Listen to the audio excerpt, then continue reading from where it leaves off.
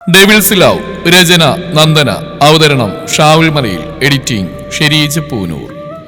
ഗേറ്റിലെ ചെറിയ ഓടാമ്പലെടുത്തുകൊണ്ട് തനു പതിയെ തന്റെ വീടിന്റെ മുറ്റത്തേക്ക് കയറി. ഞായറാഴ്ച ആയതുകൊണ്ട് ഇന്ന് ചിറ്റ വീട്ടിൽ തന്നെ ഉണ്ടാവും എന്ന് അവൾക്ക് അറിയാമായിരുന്നു. കവലിൽ നിന്ന് കുഞ്ഞുവിന് വേണ്ടി വാങ്ങിയ ക്രയോൺസ് കളർ പെൻസിലൊക്കെ ഒരു കയ്യിൽ ഒതുക്കി പിടിച്ചുകൊണ്ട് അവൾ ഉമ്മറത്തേക്ക് കയറി കോളിംഗ് ബെല്ലിൽ വിരലമർത്തി. അല്പസമയത്തിന് ശേഷം വാതിൽ തുറക്കുന്ന ശബ്ദം കേട്ടതും അവൾ അങ്ങോട്ട് നോക്കിയതും വാതിൽ തുറന്നിറങ്ങി വരുന്ന ചിറ്റയെ കണ്ട് അവളുടെ കണ്ണുകൾ നിറഞ്ഞു. ചിറ്റേ. കയ്യിലിരുന്നവൻ നിലത്തേക്ക് ഇട്ടുകൊണ്ട് അവൾ പാഞ്ഞെന്ന് അവരെ മുറുകെ കെട്ടിപ്പിടിച്ചു. തനുവിന്റെ പ്രവൃത്തിയിൽ ഒരു നിമിഷം അവർ പകച്ചു പോയെങ്കിലും ആത്മസംയമനം വീണ്ടെടുത്തുകൊണ്ട് അവരവളെ ചേർത്ത് പിടിച്ചു. നീ എന്താ ഒരു മുന്നറിയിപ്പില്ല പെട്ടെന്ന് ഇങ്ങോട്ട് വന്ന്? കുറച്ചു നിമിഷത്തിന് ശേഷം ആള് തന്നിൽ നടത്തി മാറ്റിക്കൊണ്ട് അവർ ഗൗരവത്തോടെ ചോദിച്ചു. അത് ചിറ്റയെയും കുഞ്ഞുവിനെയും ഒന്ന് കാണാൻ. അവൾ മുഖം കുനിച്ചു. അവളുടെ മുഖം മാറിയത് കണ്ടതും കൂടുതലൊന്നും ചോദിക്കാൻ അവർ നിന്നില്ല. അകത്തേക്ക് വാ. അയൽവക്കത്തെ മതിലരികിൽ നിന്നും പൊങ്ങിയ തലകളിലേക്കൊന്ന് രൂക്ഷമായി നോയിക്കൊണ്ട് അവർ തനുവിന്റെ കയ്യും പിടിച്ച് അകത്തേക്ക് നടന്നു. കുഞ്ഞു കിടക്കുകയാണോ ചിറ്റേ? അതിന് മറുപടിയായി അവളൊന്ന് മൂളിയതും അവൾ വേഗം കുഞ്ഞുവിന്റെ മുറിയിലേക്ക് നടന്നു. ടേബിളിന് മുന്നിൽ നിന്ന് കാര്യമായിട്ട് എന്തോ വായിച്ചുകൊണ്ടിരുന്ന കുഞ്ഞുവിന്റെ പിന്നിൽ നിന്നും തനു അവളുടെ ഇരുകണ്ണുകളും മുറുകെ പൊത്തിപ്പിടിച്ചു. ചേച്ചി.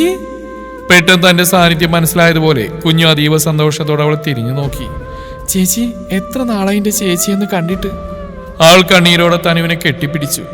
അല്പസമയം നിന്ന ശേഷം അവർ പതിയെ അകന്നു മാറി. ചേച്ചിക്ക് ജോലിക്ക് കൊണ്ടായിരുന്നോ? കുഞ്ഞ് അവളെ കട്ടിലേക്ക് പിടിച്ചിരുത്തിക്കൊണ്ട് ചോദിച്ചു. ഇല്ലല്ലോ, ഇന്ന് ഞായറാഴ്ചയല്ലേ, അതുകൊണ്ട് എന്റെ കുഞ്ഞിനെ കാണാൻ ചേച്ചി ഓടി വന്നതാ. തനു പറഞ്ഞു കേട്ട് കുഞ്ഞുവിന്റെ മുഖം വിടർന്നു.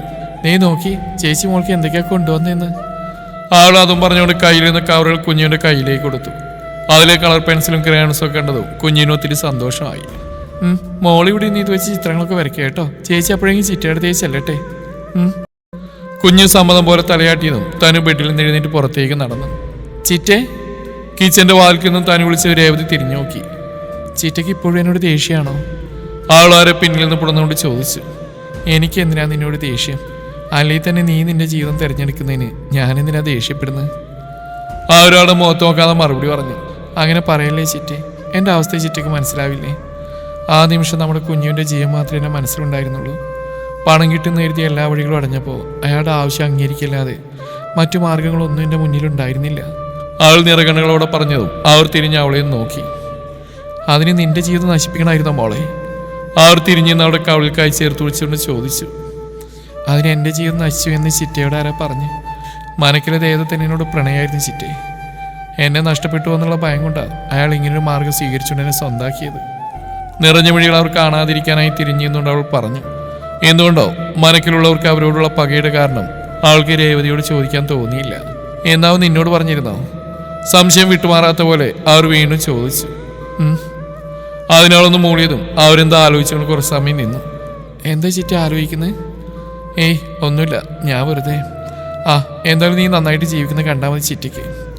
ആ ഒരു ഉള്ളിലെ ആശയങ്ങൾ അവളുടെ മുന്നിൽ കാണിക്കാതെ പറഞ്ഞു. അതിന് മറുപടിയായി അവളൊന്ന് പുഞ്ചിരിച്ചതേയുള്ളൂ. അന്ന് ഉച്ചവരെ അവൾ ഓരോന്നും പറഞ്ഞ് അവിടെ തന്നെ ഉണ്ടായിരുന്നു. ഇടയ്ക്ക് കുഞ്ഞവരുടെ അടുത്തേക്ക് വന്ന് സംസാരിച്ചിരുന്നു. മേജർ സർജറി കഴിഞ്ഞിട്ട് അധികം ആവാത്തതുകൊണ്ട് തന്നെ കുഞ്ഞുവിന് കൂടുതൽ സമയം റെസ്റ്റ് തന്നെയായിരുന്നു. എന്നേനെ ഇറങ്ങിയിട്ട് ചിറ്റേ. ഉച്ചയ്ക്ക് ശേഷം ഭക്ഷണം എല്ലാം കഴിഞ്ഞു അവൾ ചിറ്റയുടെ അരികിലേക്ക് ചെന്ന് പറഞ്ഞു. ഇപ്പോഴേ പോണോ തനു? വൈകുന്നേരം പോയാൽ പോരെ? ആരവളുടെ അരികിലേക്ക് വന്നോട് ചോദിച്ചു. പോണം ചിറ്റേ, എനിക്കൊരാളെ കാണണം. ആരെ? ആ ഒരു സംശയത്തോടെ ചോദിച്ചു. അത് നിഷ വിളിച്ചിരുന്നു. പോകുന്ന വഴിക്ക് അവളെ കൂടി ഒന്ന് കാണണം. തനുവിന്റെ കൂടെ ടെക്സ്റ്റൈൽസിൽ ജോലി ചെയ്യുന്ന കുട്ടിയാണ് നിഷ. രേവതിക്ക് അവളെ നന്നായിട്ട് അറിയാം. ശരിയിട്ടെ, എന്തായാലും ഇറങ്ങുക. കുഞ്ഞു നല്ല ഉറക്കായതുകൊണ്ട് അവളെ കാണുന്നില്ല. അവൾ ഉണരുമ്പോൾ ചിറ്റ അവളോട് പറഞ്ഞാൽ മതി. അതും പറഞ്ഞുകൊണ്ട് രേവതിയോട് യാത്രയും പറഞ്ഞ് തനു വീടിന് പുറത്തേക്ക് ഇറങ്ങി. ഗേറ്റ് കടന്ന് 2 സ്റ്റെപ്പ് മുന്നോട്ട് വെച്ചതും അവൾ ബാഗിൽ നിന്ന് ഫോൺ എടുത്തൊരു നമ്പർ ഡയൽ ചെയ്തു. ഹലോ, ഞാൻ ഇറങ്ങി, ഒരു അരമണിക്കൂറിനുള്ളിൽ എത്തും. ശരി. മറുവശത്തുള്ള ആളിനോട് പറഞ്ഞുകൊണ്ട് അവൾ ഫോൺ കട്ട് ചെയ്തു. ശേഷം ഒരു ദീർഘശ്വാസം എടുത്തുകൊണ്ട് അതുവഴി പോയൊരു ഓട്ടോക്ക് കൈ കാണിച്ചുകൊണ്ട് അതിലേക്ക് കയറി. ഡ്രൈവറോട് പോവേണ്ട സ്ഥലം പറഞ്ഞു കൊടുത്ത ശേഷം എന്തോ ആലോചിച്ചുകൊണ്ട് അവൾ സീറ്റിലേക്ക് ചാരിയിരുന്നു. ബീച്ചിന് മുന്നിൽ ഓട്ടോ നിർത്തിയതും ആൾ വേഗം പുറത്തേക്ക് ഇറങ്ങി ബാഗിൽ നിന്ന് ക്യാഷ് എടുത്തുകൊണ്ട് മുന്നോട്ട് നടന്നു. ആഞ്ഞടിക്കുന്ന തിരമാലകളെ നോക്കി പുറംതിരിഞ്ഞ് നിൽക്കുന്ന ഒരു ചെറുപ്പക്കാരനെ ദൂരെ നിന്ന് തന്നെ അവൾ കണ്ടിരുന്നു. ആൾ വേഗം അയാളുടെ അരികിലേക്ക് നടന്നു. സർ. അയാളുടെ പിന്നിൽ ചെന്ന് നിന്നുകൊണ്ട് അവർ വിളിച്ചും പെട്ടെന്ന് ചെറുപ്പക്കാരൻ തിരിഞ്ഞു നോക്കി. വിഷ്ണു സർ. ആൾ വീണ്ടും വിളിച്ചും അവനൊന്ന് പുഞ്ചിരിച്ചു. ഫോർമാലിറ്റി ഒന്നും വേണ്ടടോ, ദത്തിന്റെ ഭാര്യ എന്ന് പറയുമ്പോൾ എനിക്ക് എന്റെ പെങ്ങളാ. താൻ വിഷ്ണുവേട്ടാന്ന് വിളിച്ചാൽ മതി. അതിന് മറുപടി അയാളൊന്ന് പുഞ്ചിരിച്ചതേ ഉള്ളൂ. ആ താനെന്തിനെ കാണുമെന്ന് പറഞ്ഞു? തനിക്ക് നിലനോട് പറയാനുണ്ടോ? അവനോട് ചോദിച്ചു. പക്ഷെ പറയാനല്ല, ചോദിക്കാനുള്ളത്. അവൾ പറഞ്ഞു. അവന് നെറ്റി സംശയത്താൽ ചുളിഞ്ഞു. അത് എനിക്കറിയണം. മനക്കിലെ ദേഹത്തിന് എൻ്റെ ചിറ്റരേവതിയോടുള്ള പകയുടെ കാരണം എന്താണെന്ന്. അതിൻ്റെ പേരിൽ ഒരു തെറ്റും ചെയ്യാത്ത എന്നെ മാനസികമായിട്ടും ശാരീരികമായും ദ്രോഹിക്കുന്ന എന്തിനു വേണ്ടിയാണെന്ന്. അത് ചോദിക്കുമ്പോൾ അവളുടെ ശബ്ദമല്ലാതെ വിറകൊണ്ടിരുന്നു. എന്നാൽ താനും ഫോൺ ചെയ്തപ്പോൾ തന്നെ അവളുടെ ആവശ്യം ഇതായിരിക്കുമെന്ന് ചെറിയൊരു ഊഹം ഉണ്ടായിരുന്നെങ്കിലും പെട്ടെന്നുള്ള അവളുടെ ചോദ്യത്തിന് മുന്നിൽ എന്ത് മറുപടി പറയണമെന്നറിയാതെ പകച്ചു നിൽക്കായിരുന്നു വിഷ്ണു ആ നിമിഷം. സർ. താൻ ഇത്രയും പറയുന്നു തിരിച്ചൊരു വാക്കുപോലും പറയാതെ ആഞ്ഞടിക്കുന്ന തിരമാലകളിലേക്ക് തന്നെ കണ്ണു നട്ടുകൊണ്ടിരിക്കുന്ന വിഷ്ണുവിനെ നോക്കി തനു പതിയെ വിളിച്ചു. ആ പറയുതനു. ആൾ വിളിച്ചു കേട്ടത് അവനെ ഞെട്ടിലോടെ തിരിഞ്ഞു നോക്കിക്കൊണ്ട് ചോദിച്ചു. എൻ്റെ ചോദ്യങ്ങൾക്കൊന്നും സാർ ഇതുവരെ മറുപടിയൊന്നും പറഞ്ഞില്ല. ആൾ ഗൗരവത്തോടെ ചോദിച്ചു. അതുവരെ എന്തോ ആലോചിച്ചുകൊണ്ടിരുന്ന അവൻ്റെ മുഖം പെട്ടെന്ന് മാറി. ആട് വല്ലാത്തൊരു ദേഷ്യോടിലെടുക്കുന്ന തനിക്ക് കണ്ടു. തനിക്കിതൊക്കെ തത്തിനോട് തന്നെ ചോദിച്ചൂടെ? അവൻ പറഞ്ഞിട്ട് അവിടെ മൊത്തം ദേഷ്യം ഇരച്ചു കയറി. എന്നെ ഉപദ്രവിക്കാൻ വേണ്ടി മാത്രം എൻ്റെ അരികിലേക്ക് വരുന്ന അയാളോട് ഞാൻ എന്താ ചോദിക്കേണ്ടത്? എന്തെങ്കിലും ചോദിച്ചാൽ തന്നെ എൻ്റെ ചിറ്റയുള്ള പയ്യാണെന്നല്ലാതെ മറ്റൊന്നും അയാളുടെ വായിൽ നിന്ന് വീഴില്ല. എൻ്റെ അറിവിൽ എൻ്റെ ചിറ്റ ഒരാളും ഒരു ദ്രോഹം ചെയ്തിട്ടില്ല. അമ്മയില്ലാത്ത എന്നെ എൻ്റെ കുഞ്ഞിനെയും അമ്മയുടെ സ്ഥാനത്ത് നിന്ന് വളർത്തി വലുതാക്കിയ എൻ്റെ ചിറ്റയാ. ഒരു ഉറുമ്പിനെ പോലും നോവിക്കാൻ കഴിയാത്ത പാവ എൻ്റെ ചിറ്റ. അവൾ ഉറച്ച ശബ്ദത്തിൽ പറഞ്ഞു. അവൻ്റെ ചുണ്ടിൽ പൂച്ചച്ചിരി വിരിഞ്ഞു. ആര്? രേവതി എന്ന നിന്റെ ചിറ്റയാണോ? ഒരാളോട് ഒരു ദ്രോഹം ചെയ്യാത്ത പരിഹാസത്തോടെ അവൻ പറഞ്ഞു. അവളുടെ കണ്ണുകൾ കോർത്തു. നീ എന്നെ നോക്കി പേടിപ്പിക്കൊന്നും വേണ്ട. നിനക്കറിയില്ല തന്നു അവരെ. നിന്റെ മുമ്പിൽ നിഷ്കളങ്കതയുടെ മുഖം മൂടി അണിഞ്ഞു നിൽക്കുന്ന അവർക്ക് മറ്റൊരു മുഖം കൂടിയുണ്ട്. സ്വന്തം സ്വാർത്ഥയ്ക്ക് വേണ്ടി ആരെയും കൊല്ലാൻ പോലും മടിയില്ലാത്ത രാക്ഷസിയുടെ മുഖം. പല്ലുകൾ ഞെരിച്ചുകൊണ്ട് അവൻ പറഞ്ഞു കേട്ട് അവൾ അന്തം വിട്ട് നിന്നു. നിങ്ങൾ എന്തൊക്കെയായി പറയുന്നത്? എൻ്റെ ചിറ്റ ആരെ കൊന്നുന്നാ? എൻ്റെ ചിറ്റയെക്കുറിച്ച് വെറുതെ ആവശ്യമില്ലാത്ത വിളിച്ചു പറയരുത്. ആൾക്ക് വല്ലാതെ ദേഷ്യം വരുന്നുണ്ടായിരുന്നു. അച്ഛൻ്റെയും അമ്മയുടെയും മരണശേഷം തന്നെയും കുഞ്ഞുവിനെയും പ്രാണനെ പോലെ സ്നേഹിച്ചു വളർത്തിയ തൻ്റെ ചിറ്റയെ പറ്റിയാണ് ഇയാൾ മോശമായി സംസാരിക്കുന്നത്. അത് കേട്ടുകൊണ്ട് നിൽക്കാൻ അവളിലെ മകൾക്ക് ഒരിക്കലും സാധിക്കില്ലായിരുന്നു. ഞാൻ പറയുന്ന കേൾക്കുമ്പോൾ നിനക്ക് ദേഷ്യം വരുന്നുണ്ടാവാം. നിനക്കെന്നെ അവിശ്വസിക്കാം. പക്ഷെ അതുകൊണ്ടൊന്നും സത്യമില്ലാതാവുന്നില്ലല്ലോ. ആ ഒരു കാരണം എത്ര പേരുടെ ജീവിതമാണെന്നോ നശിച്ചത്, എത്ര ജീവനാണെന്നോ ഇല്ലാതായത്. വർദ്ധിച്ച ദേഷ്യത്തോടെ അവൻ പറഞ്ഞു നിർത്തിയതും അവൾ എന്ത് പറയണമെന്നറിയാതെ പകച്ചിന്ന് പോയി. ഇല്ല, ഞാനിതൊന്നും വിശ്വസിക്കില്ല. നിങ്ങൾക്കെന്തോ തെറ്റിദ്ധാരണ പറ്റിയതാ. എൻ്റെ ചിറ്റക്ക് ആരെയും ദ്രോഹിക്കാൻ കഴിയില്ല. അമ്മയില്ലാത്ത എന്നെ എൻ്റെ കുഞ്ഞിനെയും സ്വന്തം അമ്മയുടെ സ്ഥാനത്ത് നോക്കി വളർത്തിയതാണ് എൻ്റെ ചിറ്റ. ആൾ നിറകണ്ണുകളോടെ പറഞ്ഞാണ് അവൻ്റെ മുഖത്തേക്ക് നോക്കി. ഇത്രയും ഉറപ്പോടെ പറയാൻ തനിക്ക് എന്തറിയാൻ തന്നെ ചിറ്റയെക്കുറിച്ച്? ഒരു ഉറുമ്പിനെ പോലും ദ്രോഹിക്കാത്ത ഒരു പാവാണെന്ന് പറഞ്ഞുകൊണ്ട് താൻ വാഴ്ത്തിപ്പാടുന്ന തൻ്റെ ചിറ്റ ഒരു കുഞ്ഞിന് ജന്മം നൽകിയവളായിരുന്നത് സത്യം തനിക്കറിയായിരുന്നോ? അവരുടെ സ്വാർത്ഥ താല്പര്യത്തിന് വേണ്ടി നൊന്ത് പ്രസവിച്ച തൻ്റെ ആ കുഞ്ഞിനെ ഒരു മടിയും കൂടെ ശ്വാസം മുട്ടിച്ചു വന്ന വിവരം തനിക്കറിയായിരുന്നോ? കടുത്ത സ്വരത്തിൽ അവളുടെ മുഖത്ത് നോക്കി അവൻ പറഞ്ഞു. അവിടെ അലർച്ചയോട് ഉയർന്നു കേട്ടു. നിങ്ങൾ എന്തൊക്കെയാ പറയുന്നത്? എൻ്റെ ചിറ്റിയെക്കുറിച്ച് അനാവശ്യം പറഞ്ഞിട്ടുണ്ടല്ലോ. അവളെ കോളിൽ മുറുക്കെ പിടിച്ചുകൊണ്ട് അലറി. നിങ്ങൾക്ക് എങ്ങനെ ഇങ്ങനെ പറയാൻ കഴിയും സാർ? ഒന്നില്ലെങ്കിൽ നിങ്ങളുടെ അമ്മയുടെ പ്രായമല്ലേ? ആ ഒരു ബഹുമാനെങ്കിലും കാണിച്ചുകൂടായിരുന്നോ? അല്ലെങ്കിൽ നിങ്ങളിൽ നിന്ന് ഇതൊക്കെ ഞാൻ പ്രതീക്ഷിക്കണം. അയാളുടെ കൂട്ടുകാരനല്ലേ? അപ്പൊ നിങ്ങൾക്ക് അയാളുടെ സ്വഭാവത്തിൽ നിന്ന് ഒട്ടും മോശം വരാൻ പാടില്ലല്ലോ. അവളവന്റെ മുഖത്തേക്ക് നോക്കി അവജ്ഞതയോടെ പറഞ്ഞു. അവനൊന്ന് പുഞ്ചിരിച്ചു. അവന്റെ ആ പുഞ്ചിരി കണ്ടതും അവൻ തന്നെ പരിഹസിക്കുന്ന പോലെയായിട്ടാണ് അവൾക്ക് തോന്നിയത്. ഞാൻ പോകുന്നു. ദത്തം കാണിക്കുന്ന ഈ ഭ്രാന്തിന്റെ കാരണം നിങ്ങളിൽ നിന്ന് മനസ്സിലാക്കാൻ കഴിയുന്ന ഞാൻ ചിന്തിച്ചാ എനിക്ക് പറ്റിയ തെറ്റ്. നിങ്ങളും അയാളുടെ ആളല്ലേ? അപ്പൊ അയാളെ സേവ് ചെയ്യാനല്ലേ നിങ്ങൾ ശ്രമിക്കൂ. അത് ഞാൻ ഓർക്കണമായിരുന്നു. പക്ഷെ അതിനുവേണ്ടി എൻ്റെ പാവം ചിറ്റയെക്കുറിച്ച് ഇങ്ങനെ അപവാദം പറയാൻ നിങ്ങൾക്ക് എങ്ങനെ തോന്നി? വല്ലാത്തൊരു മനസ്സന്നെ നിങ്ങളുടെയൊക്കെ. കഷ്ടം. ആളവനെ നോക്കി വെറുപ്പോടെ പറഞ്ഞുകൊണ്ട് തിരിഞ്ഞടന്നു. ഏയ് തനു, നിക്ക്, ഞാനൊന്ന് പറയട്ടെ. അവൻ പിന്നിൽ നിന്ന് വിളിച്ചെങ്കിലും അവൾ അവന് ഗവനിക്കാതെ മുന്നോട്ട് നടന്നു. അവൻ ഓടി വന്നാൾ മുന്നിൽ കയറി അവൾക്ക് തടസ്സമായി നിന്നു. അങ്ങനെ പോകാതെ തനു, ഞാനൊന്ന് പറയട്ടെ. സാറ് വഴിന്ന് മാറി, എനിക്ക് നിങ്ങൾ പറയുന്നൊന്നും കേൾക്കണമെന്നില്ല. അവൻ പറഞ്ഞിട്ട് അവൾ ദേഷ്യത്തോടെ പറഞ്ഞു. ഓക്കെ, ഞാൻ പറയുന്നതൊന്നും താനിപ്പോൾ കേൾക്കണ്ട. പക്ഷെ താൻ തന്നെ ചിറ്റ ഇത്രയും നല്ലവളായി ചിത്രീകരിച്ചതിക്ക് സത്യം എന്താണെന്ന് താൻ അറിയണം. തെളിവ് സഹിതം വാ എൻ്റെ കൂടെ. അതും പറഞ്ഞുകൊണ്ട് അവനോടെ കയ്യും പിടിച്ച് അവന്റെ കാറിന് നേരെ നടന്നു. ഏയ് സാർ എന്താ കാണിക്കുന്നേ? എന്റെ കൈ വിട്. ആളവന്റെ കയ്യിൽ കിടന്ന് കുതിരെയെങ്കിലും അവനവളെ പിടിച്ച വിടിയാതെ തന്റെ കാറിൽ കൊണ്ടിരുത്തി. നിങ്ങൾ എന്നെയും കൊണ്ട് ഇത് എങ്ങോട്ടായി പോന്ന്? ഡ്രൈവിംഗ് സീറ്റിൽ കയറിയിരുന്ന് കാർ സ്റ്റാർട്ട് ചെയ്യുന്ന വിഷ്ണുവിനെ നോക്കിക്കൊണ്ട് അവൾ പകപ്പോടെ ചോദിച്ചു. എന്റെ വീട്ടിലേക്ക്. അതിന് മറുപടിയായി അത്രമാത്രം പറഞ്ഞുകൊണ്ട് അവൻ കാർ മുന്നോട്ടെടുത്തു. കിച്ചണിൽ നിൽക്കുന്ന ശ്രീദേവിയുടെ പിന്നിൽ ചെന്ന് നിന്നുകൊണ്ട് ദത്തം വിളിച്ചതും അവർ തിരിഞ്ഞു നോക്കി. അമ്മേ. എന്താ ദത്ത? അത് അമ്മേ, അവളുടെ തനുശ്രീ.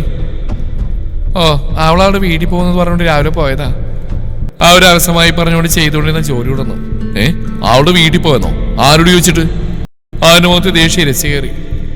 എന്നോട് ചോദിച്ചിട്ടാ പോയത്, എന്തേ? പെട്ടെന്ന് പിന്നീട് രാജേശ്വരിയുടെ ശബ്ദം കേട്ടും അവർ രണ്ടുപേരും തിരിഞ്ഞു നോക്കി. അത് അപ്പച്ചി അവളെന്നോടൊന്നും പറഞ്ഞില്ല. അവരുടെ മുഖത്ത് ഗൗരവഭാഗം കണ്ടതും അവൻ പതർച്ചയോടെ പറഞ്ഞു. രാവിലെ അവൾ നിന്നോട് പറയാൻ വന്നപ്പോ നീ നല്ല ഉറക്കായിരുന്നു. നിന്നെ ഉറക്കത്തിൽ നിന്ന് വിളിച്ചോണ്ടി ശല്യം ചെയ്യേണ്ടെന്ന് രീതിയായിരിക്കും അവൾ എന്നോട് പറഞ്ഞിട്ട് പോയത്. എന്തേ നിന്നോട് പറയാത്തതിൽ നിനക്ക് എന്തെങ്കിലും പ്രശ്നമുണ്ടോ? കടയിൽ മുകളിലായി വെച്ചിരുന്ന പാറു ഗ്ലാസ് ഒന്നുകൂടി ഉറപ്പിച്ചുകൊണ്ട് അവർ ചോദിച്ചു. ഇല്ലെന്ന രീതിയിൽ തോളുക്കി കാണിച്ചു. അതിനവരൊന്ന് അമർത്തി മൂളിക്കൊണ്ട് ശ്രീദേവിയുടെ അരികിലേക്ക് ചെന്ന് അവരെ സഹായിക്കാൻ തുടങ്ങി. ഇങ്ങ് വരട്ടെ അവള്. എന്നോട് ചോദിക്കുന്നത് അവളുടെ ഇഷ്ടത്തിന് ഇറങ്ങിപ്പോകുന്നത് ഇന്നുകൊണ്ട് ഞാൻ അവസാനിപ്പിച്ചു തരാം.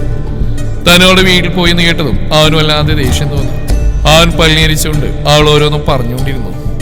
എന്താ? അവന്റെ പിറുവികൾ കേട്ട് രാജേഷെ തിരിഞ്ഞുകൊണ്ട് ചോദിച്ചു. എന്താ പച്ചി?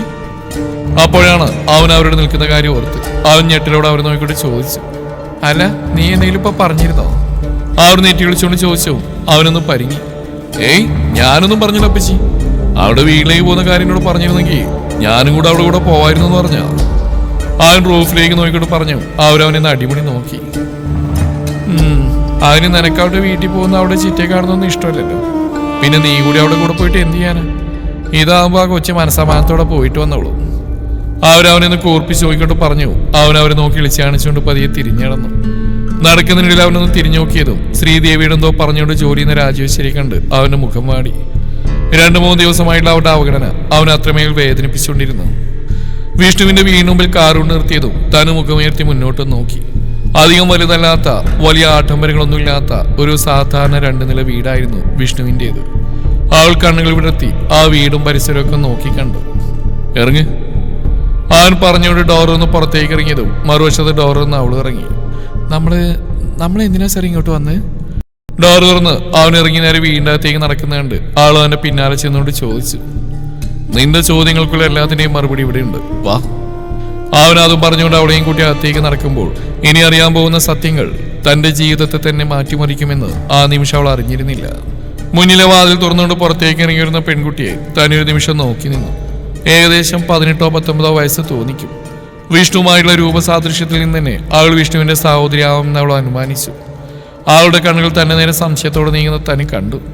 അമ്മയുടെ വിഷ്ണു അവളോടായി ചോദിച്ചുകൊണ്ട് അകത്തേക്ക് കയറി. അമ്മ അകത്തുണ്ട്, ഇതാരേട്ടാ? അവനോട് ചോദിക്കുമ്പോഴും അവളുടെ ഉണ്ട കണ്ണുകൾ തനുവിനെ തന്നെ സംശയത്തോടെ നോക്കുകയായിരുന്നു. കണ്ടിട്ട് നിനക്ക് ആറായിട്ട് തോന്നേ? അവളുടെ ചോദ്യം കേട്ട് അവനെ കുസൃതിയോടെ ചോദിച്ചു. അവൾ കണ്ണുകൾ വിടത്തിയും പുരികം ചുളിച്ചൊക്കെ തനുവിനെ തന്നെ നിരീക്ഷിച്ചുകൊണ്ടിരുന്നു. അധികം അങ്ങോട്ട് തുറപ്പിച്ചു നോക്കണ്ട, പറഞ്ഞു വരുമ്പോൾ നിന്നെ ഏർത്തിയായിട്ട് വരും. എന്താ ഏർത്തിയോ? അവൻ പറഞ്ഞു കേട്ടവൾ ഞെട്ടിലോട് അവന്റെ മുഖത്തേക്ക് നോക്കി ചോദിച്ചു. എന്താ ഏർത്തിയെന്ന് നീ കേട്ടിട്ടില്ലേ? ആളുടെ മുഖഭാഗം കണ്ടത് അവൻ പുരികം ചുളിച്ചോണ്ട് ചോദിച്ചു. അയ്യോ അമ്മേ, നീ ഏട്ടനെ ഒളിച്ച് കല്യാണം കഴിച്ച പെണ്ണിനെ കൊണ്ടുവന്നിരിക്കുന്നേ! അവൻ പറഞ്ഞു തരേണ്ട താമസം അവൾ അലറി വിളിച്ചുകൊണ്ട് അകത്തേക്ക് ഓടി. ഒരു വേള അവൾ പറഞ്ഞു കേട്ടതും അവരിരുവരും അന്തം വിട്ടുകൊണ്ട് പരസ്പരം നോക്കി. അപ്പോഴേക്ക് അവിടെ അലർച്ച കേട്ട് വിഷ്ണുവിന്റെ അമ്മ ലക്ഷ്മി പുറത്തേക്ക് ഇറങ്ങി വന്നിരുന്നു. എന്താ വേണി, എന്തിനാ നീ ഇങ്ങനെ കിടന്ന് അലർന്ന്? ലക്ഷ്മി മുഷ്ടിലോട് അവളോട് ചോദിച്ചു. തറവാട്ടിൽ നിന്ന് അന്ന് രാവിലെ അവർ എത്തിയതേ ഉണ്ടായിരുന്നുള്ളൂ. ഏതോ ഫ്രണ്ട് വിളിച്ച പ്രകാരം മഹാദേവൻ അങ്ങോട്ട് പോയിരിക്കുകയാണ്. ക്ഷീണം കാരണം ലക്ഷ്മി ഒന്ന് മയങ്ങിയപ്പോഴാണ് വേണിയുടെ ഈ അലർച്ച കേട്ടത്. ദേ നോക്കിയമ്മേ, ഏട്ടൻ കല്യാണം കഴിച്ചു. അവരെ കണ്ടതും അവൾ വീണ്ടും വിഷ്ണുവിനെയും തനുവിനെയും നോക്കിക്കൊണ്ട് അവരോടായി പറഞ്ഞു. ലക്ഷ്മി അന്തം വിട്ടുകൊണ്ട് അവരിരുവരെയും മാറി മാറി നോക്കി. അയ്യോ എന്റെ അമ്മേ, ഈ പെണ്ണ് വെളിവിലാവരോ പറയുന്ന, ഇത് ഞാൻ കിട്ടിയ പെണ്ണൊന്നുമല്ല, നമ്മുടെ ദത്തന്റെ ഭാര്യ. അവരുടെ നോട്ടം കണ്ടത് വിഷ്ണു നെറ്റിയെന്നൊഴിഞ്ഞ് വേണിയെന്ന് കൂർപ്പിച്ചു നോക്കിക്കൊണ്ട് പറഞ്ഞു. അപ്പോഴാണ് വേണിക്ക് അബദ്ധം മനസ്സിലായത്. അവൾ അവരെ നോക്കി ഒന്ന് വിളിച്ചു കാണിച്ചു കൊടുത്തു. സോറി മോളെ, ഈ പെണ്ണ് ഇങ്ങനെയാ, വായി തോന്നിയെ വിളിച്ചു പറഞ്ഞുകൊണ്ടിരിക്കും, മോളെ കാര്യാക്കണ്ട.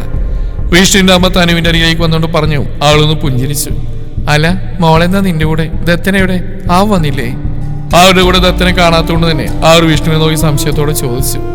ഇല്ലമ്മേ, ഞങ്ങൾ ഇങ്ങോട്ട് വന്ന് അവൻ അറിഞ്ഞിട്ടില്ല. തനുവിന് കുറച്ച് സംശയങ്ങളുണ്ട്, അതൊന്നും തീർത്തു കൊടുക്കാനാ ഞാൻ ഇവിടെയും കൂട്ടിക്കൊണ്ട് അമ്മയുടെ അരിയിലേക്ക് വന്ന്. അവനവിടെ മുഖത്തേക്ക് നോക്കിക്കൊണ്ട് പറഞ്ഞു. അവൾ മുഖം കുനിച്ചു. സംശയോ? എന്ത് സംശയം? അവൻ പറഞ്ഞു കേട്ട് ആ അമ്മ ചോദിച്ചു. പറയാം അമ്മ, വാ. വേണി, നീ കുടിക്കാൻ എന്തെങ്കിലും എടുക്ക്. അവൻ വേണിയോട് പറഞ്ഞുകൊണ്ട് അമ്മയെയും തനുവിനെയും കൂട്ടിക്കൊണ്ട് അകത്ത് മുറിയിലേക്ക് നടന്നു. എന്തായിരിക്കും ഇവർക്ക് ഇത്ര രഹസ്യം പറിച്ചില്? ആർ പോകുന്ന നോക്കിക്കൊണ്ടിരുന്ന വേണി മനസ്സിൽ പറഞ്ഞുകൊണ്ട് കിച്ചണിലേക്ക് നടന്നു. റൂമിലേക്ക് കയറിയതും ദത്തനുടൻ തന്നെ വാതിൽ ലോക്ക് ചെയ്തു. ശേഷം കബോർഡിൽ നിന്നൊരു പഴയ ആൽബം പുറത്തേക്ക് എടുത്തു. ദാ ഇത് തുറന്നു നോക്ക് നീ. അവൻ ആൽബം അവിടെ കയ്യിലേക്ക് വെച്ചെടുത്തുകൊണ്ട് പറഞ്ഞു. അവളൊരു സംശയത്തോടെ ആൽബം തുറന്നു നോക്കി. 2-3 പേജുകൾ മറിച്ചു കഴിഞ്ഞു അടുത്ത പേജിൽ ഒരു ഫോട്ടോയിലേക്ക് അവളുടെ കണ്ണുകൾ നീണ്ടു. ഒരു നിമിഷം അവളിലൂടെ ഒരു വിറയൽ പടർന്നു കയറി. ഇത് സംശയിക്കണ്ട, അത് നിന്റെ ചിറ്റ തന്നെയാ. അവൾ ഞെട്ടലോടെ ചോദിച്ചപ്പോഴേക്കും അവൻ ഗൗരവത്തോടെ മറുപടി പറഞ്ഞു. അവൾ ആ ഫോട്ടോയിലേക്ക് ഒന്നുകൂടി നോക്കി. 3 പെൺകുട്ടികൾ ചേർന്ന് നിൽക്കുന്നു. വർഷങ്ങൾ പഴക്കമുള്ള ഫോട്ടോ. അതിൽ നിന്റെ ചിറ്റയുടെ കൂടെ ചേർന്ന് നിൽക്കുന്ന ആരൊക്കെയാണെന്ന് എനിക്ക് മനസ്സിലായോ? അവൻ ചോദിച്ച അവളുടെ കണ്ണുകൾ തന്റെ അരികിൽ നിൽക്കുന്ന ലക്ഷ്മിയുടെ നേർക്ക് നീണ്ടു. അവരുടെ മുഖത്തൊരു പുഞ്ചിരി എളിഞ്ഞു. അതിൽ നിന്റെ ചിറ്റയുടെ അടുത്ത് നിൽക്കുന്ന എൻ്റെ അമ്മ, അമ്മയുടെ തൊട്ടടുത്ത് നിൽക്കുന്ന രാജേശ്വരി അപ്പച്ചി. ഇവർ 3 പേര് ഇണപിരിയാത്ത സുഹൃത്തുക്കളായിരുന്നു. അവൻ പറഞ്ഞു. അവൾ അത്ഭുതത്തോടെ അവരെ നോക്കി. തുടരും ഈ കഥയുടെ ബാക്കി ഭാഗം നാളെ ഇതേ സമയം.